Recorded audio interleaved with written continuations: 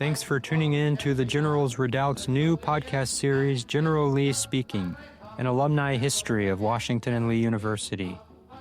This series is all about our alma mater's unique heritage. Join us each episode as we discuss the critical characters and events that transformed a small Scots-Irish Academy into one of the premier institutions in America. Hear from alumni, students, and professors as they share their experience and perspective on these moments.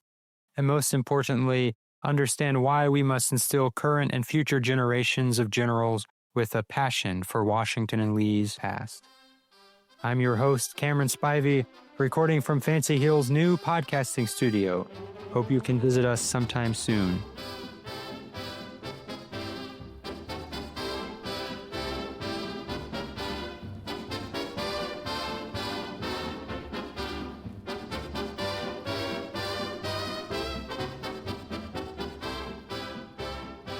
I'm joined today by fellow alumnus and dear friend Tom Camden. Tom served as the director of the university archives for a decade before retiring in 2023. And despite having an even busier schedule now, he's agreed to join me in a detailed discussion of one of the university's greatest benefactors, Jockey John Robinson. But before we get to Jockey John's life and legacy, Tom, why don't you tell us a bit more about your connection to Washington and Lee and its historical narrative? Certainly. I am Tom Camden. I was director of special collections and associate professor from 2012, late 2012 to 2023 when I retired in June. I'm also a graduate class of 1976. I'm about to enter my 50th year and 5-star reunion coming up soon. I'm a class agent for that. My own knowledge of John Robinson and his background, his history, and how little I knew about him when I was a student, I think is typical of many students. I knew about John Robinson. I knew about the obelisk on the front campus, but I didn't know anything about his background. I don't know that I even knew about his extensive gift, his bequest. But when I came back as director of special collections, which later became associate university librarian for special collections, part of the work that I was to do was to open up the university's archives and make it more accessible to students, faculty, alums, and outside researchers. So I am a historian. I have for years denied that. Ted Delaney, wonderful friend, late friend Ted Delaney, used to fuss at me and say, "Tom, you are a historian, and you should acknowledge that." I've always considered myself sort of a steward of the documentary heritage of the school, John Robinson, Robert E. Lee, and others who figure prominently in the school's history, whose past and their contributions have come under question. John Robinson, you said you didn't know much about him as a student, but obviously in your role as director of special collections, particularly in the last decade, there's been a lot of looking into John Robinson, and I imagine being in the sort of steward of the documentary heritage of the college, that's really where all of this research and reckoning, whatever you want to call it, occurred. So how was your role in that process? Because I was steward of the entire collection, I didn't feel like I had a lot of time to do my own personal digging. But that changed a bit in 2017. President Dudley appointed a commission that was to look at the history of the university, school, Washington College, its role in the ownership of enslaved people. That when I was asked to be on that commission, I was initially reluctant to do that because as I think I told President Dudley, I am an alum. I am a native of Rockbridge County. My family's been here since the 1740s, and President Dudley assured me that my perspective was very unique, and would be very valuable. So I agreed to be a member of a 12-member commission. At that point, that commission started looking at every aspect of the school's history that pertained to slavery. I don't think most of us knew about John Robinson, for whom Robinson Hall was named. We didn't know that about his ownership of a substantial number of enslaved people, and that those individuals were part of his 1825 bequest to the institution. So I took some time to actually look at those papers a little more closely. We started to show those documents in classes because there was a great deal of curiosity and interest on the part of the student body as to what this commission was doing, and they were very curious about the school's history of ownership of enslaved people. The more we looked, the more we found. It's always been there. It just was never looked at by the average student or faculty member. There were, of course, historians over the years. Ollie Crenshaw looked at those materials. Henry Ruffner wrote extensively in the historical papers in 1893. But those were views looked at, taken by trained historians, not by administrators, not by faculty members, not driven by the need to understand the institution and the issue of slavery from a more contemporary viewpoint. So I guess the perspective towards Robinson has changed, right? And the people looking at him, but also just generally how his bequest, which is what he's most known for, what legacy that leaves for the college. And if it's a positive legacy to be celebrated as it was viewed, I think, for, throughout the 19th century and certainly, well into the 20th century, or if that legacy is one more of shame and guilt. And I guess that's one of the questions that you had to reckon with and that the committee you served on had to sort of acknowledge. That's right. Our charge initially was a bit cloudy, sort of murky. Robinson's legacy, his munificence, was never really to be questioned. His donations, in many ways, his generosity, really, like several other individuals over the years, brought the school out of a tough situation, out of a sort of a bind. And then in 1824 or so, I think he underwrote some of the cost of the building of Washington Hall. But I think his will in 1825, this is a man who came to America, and his early history is a bit not well documented per se, but there's some common assumptions. He came to America from Ireland, and when he was a boy at 13 years old, he had been apprenticed as a weaver.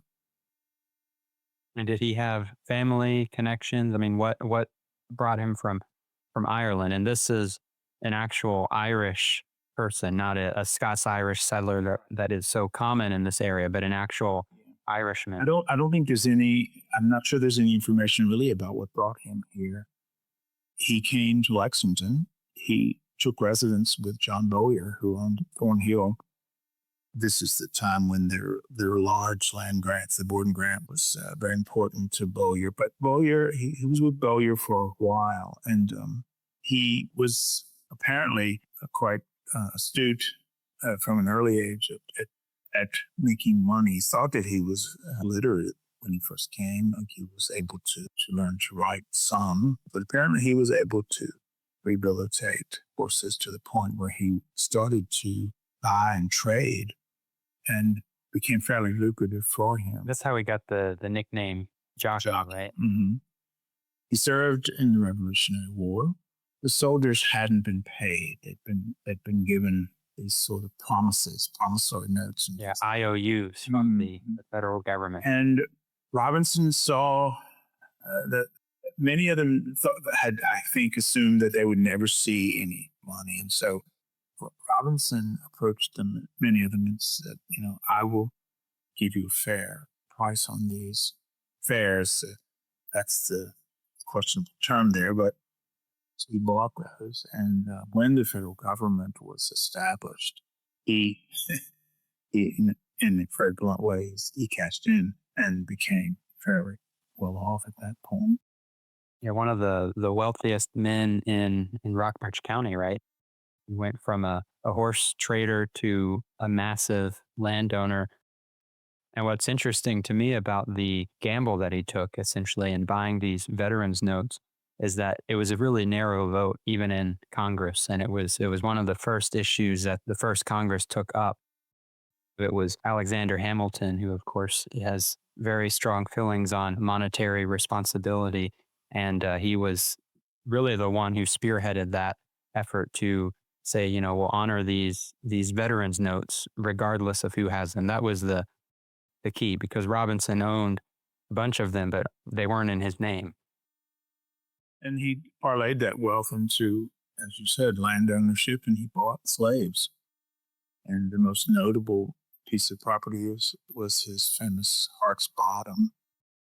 I recall when we started looking, the commission members and others, it was quite a revelation when we said, so John Robinson owned and bequeathed his estate, Hart's Bottom, to the school. And I remember the class saying, now, do any of you know where Hart's Bottom might be?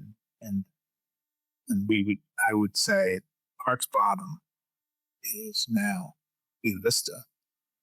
And that was incredibly revelatory. And John Robinson was not a farmer. He had not been trained as a farmer. He'd been trained as a weaver, but he had the sense and the good sense to know that he needed to make it lucrative, to make it profitable. So he bought slaves, 79, 80-some slaves, and it became profitable. He knew that his property was valuable. He knew that it could be made more valuable, could be used as an opportunity to create more wealth if it was managed well. And so his will reflects that. His will states that he's leaving his entire estate, everything he has, because he had no children. He left his entire estate to Washington College, but with some stipulations. One just sort of interesting side note, because we have such good documentation, we actually have multiple versions of his will from 1820 to 1825. And so he says here that in making by the cultivation of the lands aforesaid, so in farming the land, whoever's the overseer needs to treat the slaves humanely, none of whom are to be sold during the experiment. We know that 10 years later, the school worked with a lawyer to break the will. That's not uncommon. And there was a lot of discussion, I remember, in the commission. In the heat of that moment, and everybody was still reacting very strongly to the events, the national events. And a lot of colleagues say how awful that the school indiscriminately break the will. Well, once again, as steward of the documentary history, you go back to the original sources. And sometimes you have to look, you have to do a little digging. So if you go back to the records for 1835, you find out that the school was in their bankruptcy and that the sale of the slaves was really the only option. The school was in dire financial straits. Does that make their actions reprehensible?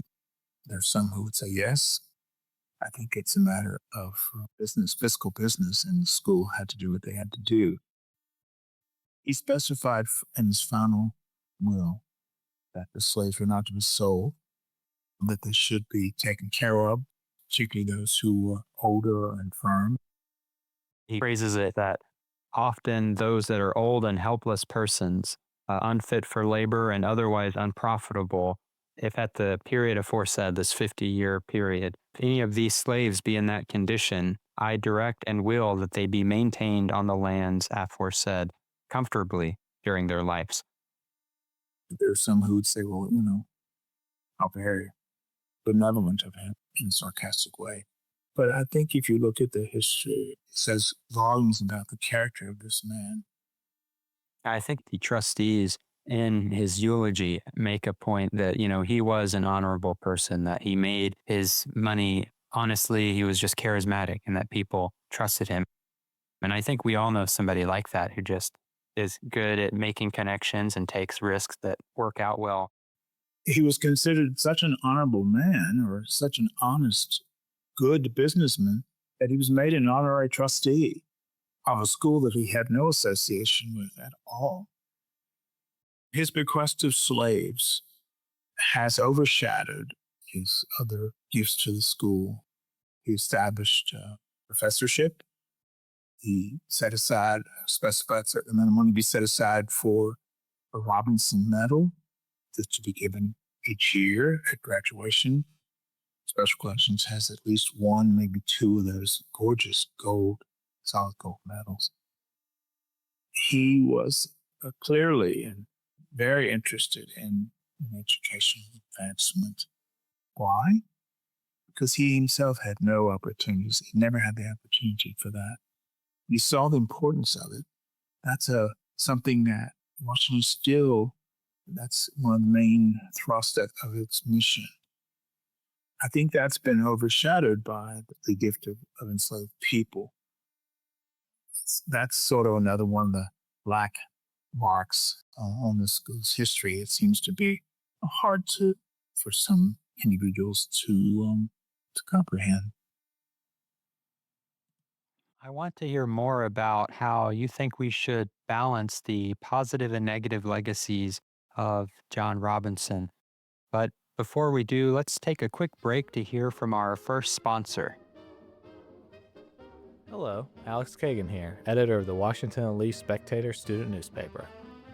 As a 501c3 nonprofit, we rely on people like you to fund our journalism, keeping all Generals up to date on campus events and news. If you would like to donate, visit our website at www.wluspectator.com and we will send you our next print edition as our way of saying thank you. We also accept alumni and community opinions, which can be emailed to editor@wluspectator.com. Thank you for your support.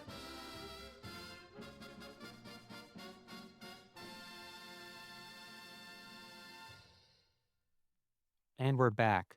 Tom, before the break, you were discussing the complex legacy or legacies that Jockey John Robinson has left. And as someone who works so closely with raw historical material, how do you comb through that reasonably? How does a historian balance objective facts with modern understanding? Ted Delaney and I talked about this extensively. He was someone who I confided in often with my own uncertainties and my own doubts. But we both agreed that it is the job of a historian to contextualize. Does that make it right or wrong? No, it does not. But that helps you to understand why it happened and how it happened. And Ted and I both firmly believe that it served no purpose for anyone to try to eradicate, whitewash, cancel history. It served no purpose. If you were offended or otherwise, it served no purpose to do anything other than to contextualize it, put it into perspective, use it as a lesson. No one told you that history was always going to be rosy and pretty. But I also, having said that about Ted, in the commission hearings, I can tell you honestly now that there was a lot of disagreement amongst the 12 members of the commission. We had to come to some consensus at the end because we had to produce a report. And so we all made compromises. We all picked our battles. And removing Robinson's name from Robinson Hall, Ted and I both were reluctant about that. I remember several of our commission members early on in the hearings kept talking about, well, we've got to do something. Let's look at the low-hanging fruit. That was when discussions about changing names of buildings on campus started. And Ted and I both sort of felt we had to sort of give and take, and we had to compromise in order to come to some consensus. However, Ed and I both had long discussions about problems with John Chavis, the kind of lack of information about his association with the school and his own, apparently, ownership of enslaved people. Chip was the one who was responsible for putting up the Chavis marker. So Chad knew that needed to be some sort of recognition. But it was all, as historians, you don't, unless you have your documentation, you can't, it's really risky business to start making assumptions based on undocumented stories. But at the end of his life, the conversation, he said, you and I have talked about our reluctance to change names and to eliminate historical references and whatnot. He said, but I've come to the conclusion this late in my life, he said, that with the issue of enslavement and with the broader issue this day of civil rights, he said, there is no good time. He said, now is the time we have to do it. So he sort of changed his mind on that. I think what the biggest downside or sort of failure that the university has put themselves in the decision to change Robinson Hall and similarly to rename Lee Chapel, the same idea, is, a name on a building is certainly a commemorative memorialization of somebody, right? You don't name a building after somebody you hate, but a name also gives slight recognition, right? People might ask, who is Robinson? And you might think, oh, it's just some donor that gave a lot of money, which is essentially what he's largely remembered for. But, you sort of lose the character part. And I think the shame with Robinson's legacy is that he's literally buried on campus right in front of Tucker Hall, and hundreds of students walk by him every single day, and not a single person knows anything about him, right? I mean, he's the most obscure, significant figure in university history, somebody that's had such a profound impact. Robinson's estate, when it was sold by the 1840s, and they've sold the slaves, it's valued at $50,000. And if they would have maintained it properly as a farm, which again was impractical, but if they'd done what he'd hoped, it would have, amassed. I mean, imagine if Washington and Lee owned Buena Vista today, how much of a financial asset that would have become. But he's completely forgotten. Nobody knows anything about him. I'm really fascinated just in this concept of memorialization and how the university in the 1820s and 30s, 40s, and 50s, how they explicitly tried to memorialize Robinson. They're certainly grateful for his bequest of his entire estate. It really shows we have an Irish, non-religious bachelor that comes into this community, semi-illiterate at least, and he ends up becoming incredibly respected as a figure. And that's because his life in Rockbridge County for the 30 years before his death, he didn't just support Washington Academy and Washington College. He supported all sorts of endeavors. The Ann Smith Academy, which was also financially unstable, he donated a significant portion of that. He donated to the Franklin Society for their library, which was the largest library west of the Blue Ridge. I mean, it was a massive library, and he paid for the erection of the building, or at least a large sum of it. In 1817, he'd offered the state of Virginia to actually bequest his entire estate to them if they would build the University of Virginia, what became in Lexington. Of course, Jefferson had other intentions. So, this was an individual whose entire life as this single bachelor with nobody, really, he devoted himself to education. And I think what's really significant about his legacy, and I think this is what the trustees tried to capture in the antebellum era, and it sort of gets lost in memory, is Robinson as this sort of practical sciences figure, right? Somebody, and this is a huge trend in that era. University presidents are involved. Fancy Hill's actually involved in this movement with the Rockbridge Agricultural Society. The university president was actually a member of that, was the president of that society as well, and would come out to Fancy Hill where we're recording this podcast right now. The idea being that we want to use education to educate the yeoman farmer, that we want crop yields to be better because we understand the science of how crops grow and how soil works and the different things you need. And that's in the Washington and the Jefferson concept of the future of America. We need sort of independent farmers who are educated enough to have success. And I think Robinson's a good example of that personally, where he, his farm itself wasn't particularly successful, but the whiskey aspect that he sort of ended up focusing on, which we can talk more about, that was, very profitable. But Robinson's goal with education, I doubt he cared about the Latin and the Greek that was sort of the core curriculum. He was really pushing for agricultural science. And that's why when he dies and they memorialize him, there's a geology chair erected in his honor, right? And it's very similar to what Cyrus McCormick is trying to establish 40, 50 years later, this idea of college to help the farmers, help the everyday people. I think that's the legacy that is lost. It's lost now because of Robinson's role with slavery and a large plantation. But even post-Civil War, when nobody really knows who Robinson is, and there's other grand benefactors now, McCormick and Peabody and Carnegie, and Robinson sort of gets usurped just because other people are making big contributions. But it's unfortunate that such a hopeful sort of opportunist type figure. He was a visionary in many senses, and by removing his name from Robinson Hall, you sort of lose that aspect of the legacy that could have been emphasized. And now I guess it's just a matter of how do we rectify that? I remember discussions at length about, if we're going to change the names of buildings, then let's not name them for individuals. Because every human whose name is on a building has some little wrinkle there. So let's name the first.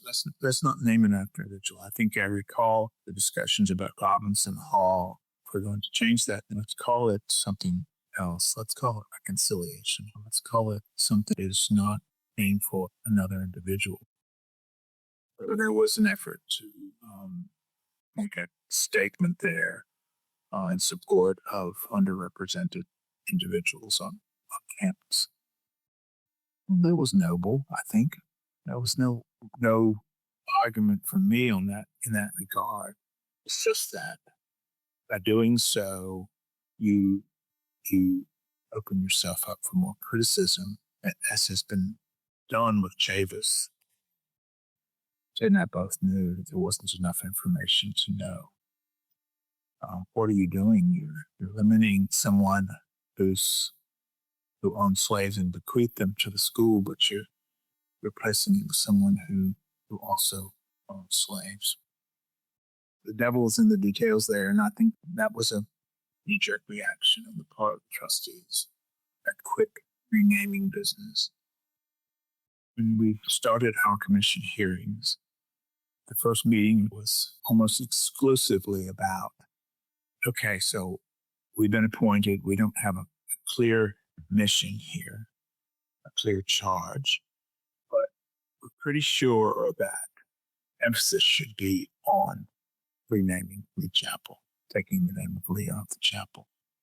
This went on for the first couple of meetings.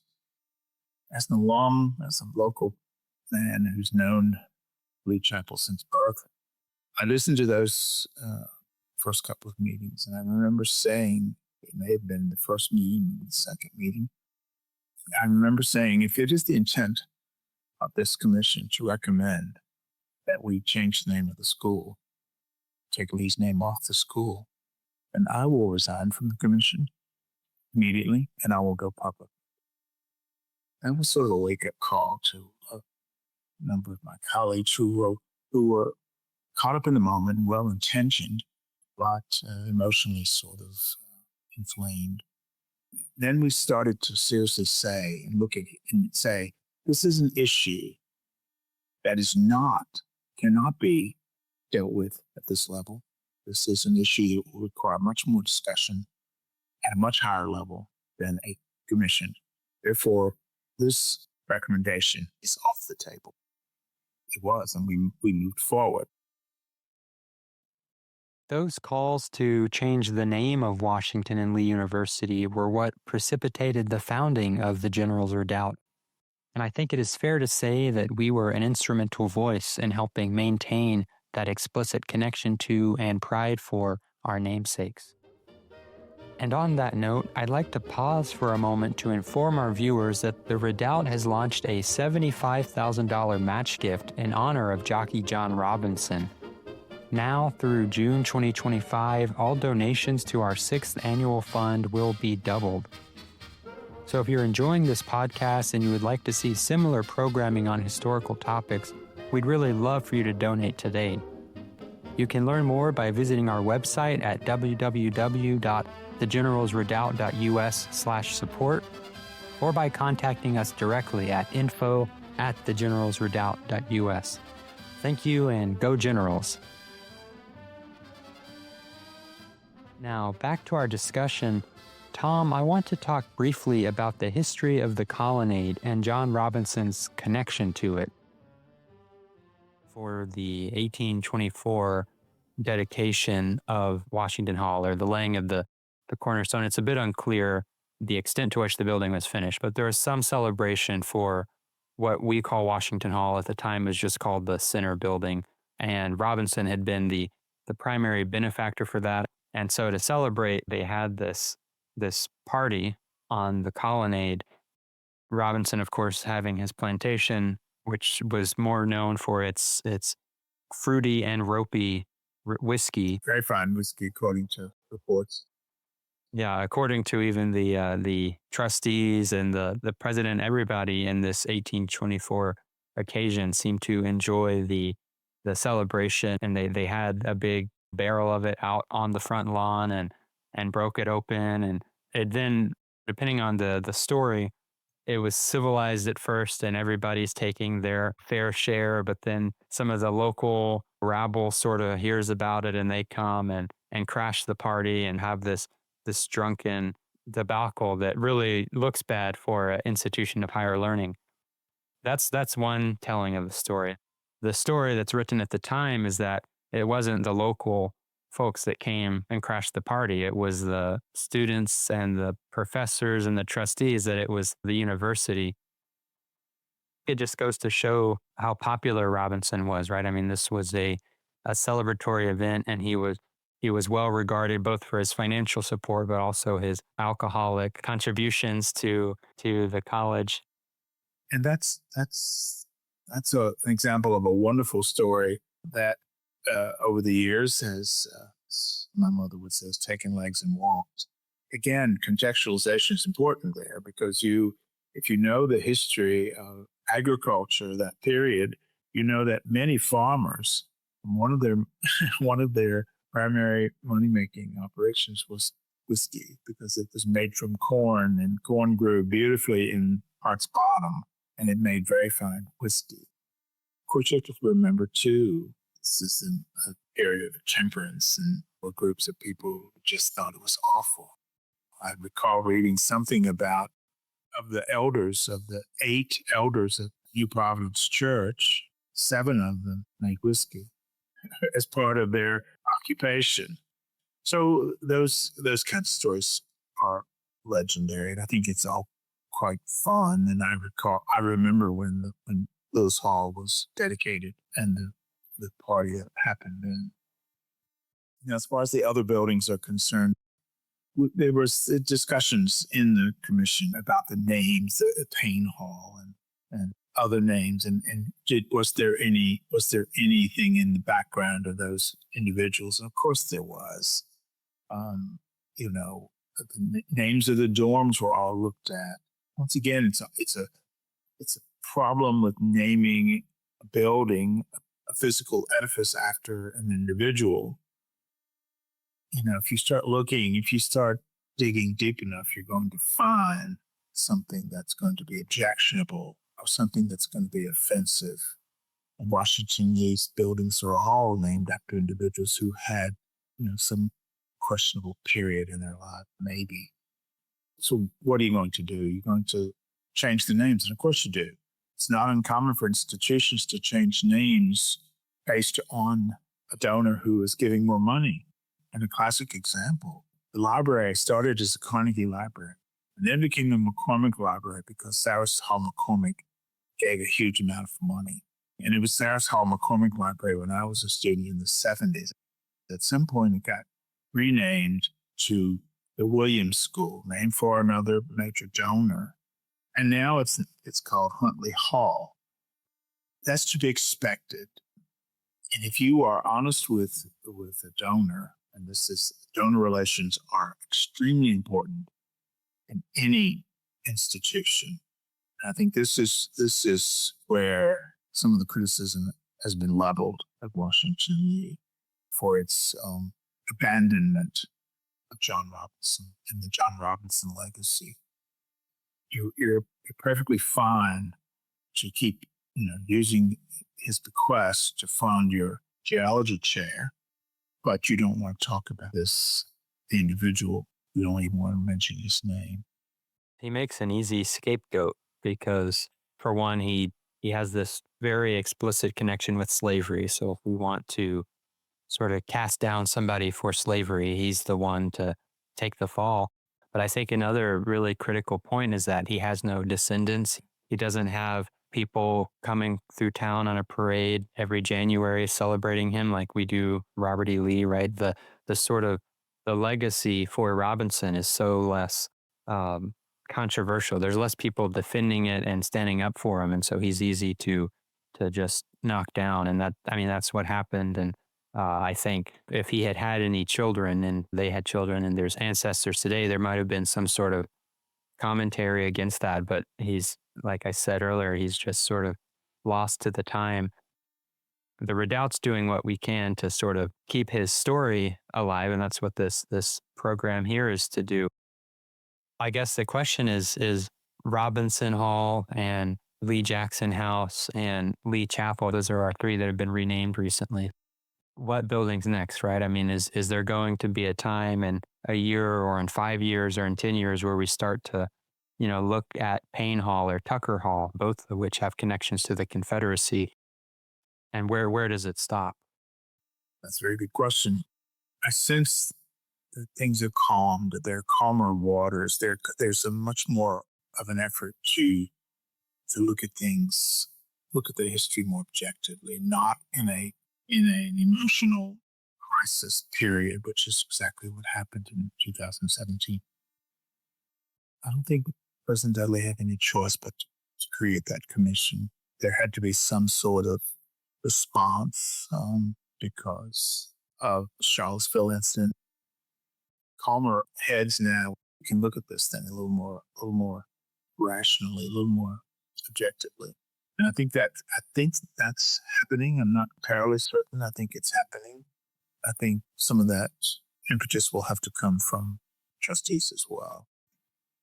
And this is a very complex matter that at the time was I felt, because of the urgency, I felt that the commission's work was in many ways superficial. I think there's no better example of the superficial rush for historical correction, we can call it, than the actual plaques that are in front of the obelisk on the colonnade, the interpretive signage that was put up in 2019, and the enslaved memorial marker that was put up on what was Robinson Hall on the edge of it. Both of those are filled with inaccurate information. You can blame the people that researched it or put them together, but I think the underlying point is that it was decided that we need to contextualize these figures and slavery and all of this. But in doing so, the due diligence wasn't done. And now there is, for lack of a better word, there's a permanent inaccuracy on the colonnade, right? You walk by, you read a sign, it says John Robinson donated the land the colonnade is on, which is not accurate. There was that rush, that post-2017 haste to just fix things. And that's how we are where we are today, where we have a museum in the basement of Lee Chapel that's closed and a bunch of historical plaques that are just floating around somewhere and questions of whether they will or will not be put back up. We need more consideration, and maybe we need another committee, much like the one that was established in 2017, but give them more time and give them clearer objectives and less of a sort of politically charged impetus. There's no question that it was an emotional reaction to crisis. Although the marker to Robinson enslaved individuals was put up before President Dudley came, it was 2016, and I was a part of that group as well. And that too came as a result of a mini crisis when a group of law students challenged the administration and issued a manifesto, and a group was formed at that point, and it was purely it was called the Working Group for the study of African American experience on campus, or some such long involved title, which I can't remember. But I was on it, Tip was on it, and the issue there was, the realization of the accusation that Robinson Hall, as well as probably most of the Colonnade, was built with Black labor, whether they were enslaved individuals or free Blacks. So when I say that the issue is complex, that's very putting it mildly, because the entire campus, at least the original campus, is impacted. Then the question came, Robinson Hall, Robinson, a major benefactor, owned slaves, and then history again got convoluted there. I mean, this is what happens when you only know a little bit of history and then you sort of get it all mixed up. The assumption was, so Robinson Hall was built with the money that was the university acquired through the sale of Robinson slaves. Well, it's not quite that simple. The accusation was that Robinson Hall was named for the man who owned the slaves. There was no acknowledgement of their contribution whatsoever. That's all very true, but it's far more complex than that. And then to do what we did, and I was very involved in that marker, and I was the one who said, let's use the original list of Robinson slaves on the marker. That was risky. That's an extraordinarily emotionally powerful gesture. Some would say sensational. But I remember the day we dedicated that memorial, or that marker, which is not a memorial. A memorial can take the form of all kinds of things. It can be a speaker series. It can be this, it can be that. This is a simple marker. I remember the day we dedicated it, watching children put their hands up and run their fingers across the names and try to read the names. The criticism was leveled, and I think it's legitimate. I argued that we ought to be establishing some sort of annual symposium in which we openly discuss these issues, rather than spend our money on doing these markers. We should have civil discourse and these discussions about the issues and continue them. And I said, they don't go away. Those issues are never going to go away, and we need to revisit them. So why not set up something to do that, rather than try to pretend it didn't happen, or put a marker and say, okay, we've done, we're sorry, we made the proper amendments here. That's something that we're doing with the Generals Redoubt, is trying to promote discourse, civil discourse on controversial subjects. And we're planning, to host a symposium on regional history in the upcoming future. And so we want people to have the conversations. And I think it's important to talk about the history, good and bad. And putting up a marker doesn't mean anything if you don't read it or go and follow up in special collections after you visit that. I mean, you sort of have to continually enrich yourself with the material if you want to actually honor the legacy of those students. It's a controversial subject, but you have to talk about it. And same with Robinson. Taking his name off stuff is one thing, but just ignoring him generally isn't helping people learn more about his role in the university and the legacy of his slaves, and how, if as much as somebody might despise Robinson for the slaves that he bought and that he owned, you have to acknowledge it if you want to actually, I think, do service to those people. That's why we're creating this podcast, and this is a good place to end it. But, we want to have routine discussions on university history and go into the actual history, talk a little bit about who these characters are and what events happen, but also sort of what the implications today are. And I think Jockey John Robinson is a great example of someone whose legacy is really critical to our college, and that we have to talk about it and understand where that is in 2025 if we want really to appreciate our history and really to have what Robinson wanted, his legacy that he wanted to leave to the school. I think there's still some redemption in that. And, you might be listening to this and you hate Jockey John Robinson, and that's fine. But I think talking about him is a good first step. And so this is the first of many, many podcasts that I'm hoping to do. And I hope, Tom, that you'll join for future ones. I know you certainly have a lot of stories from. Well, I have a lot of opinions, and I think you're absolutely right. I think that Robinson is an example of critical history, controversial history, but very complex history that cannot be glossed over. His influence was too broad in the school's history and the community. History is critical, controversial, and complex, and you don't dare ignore either one of those.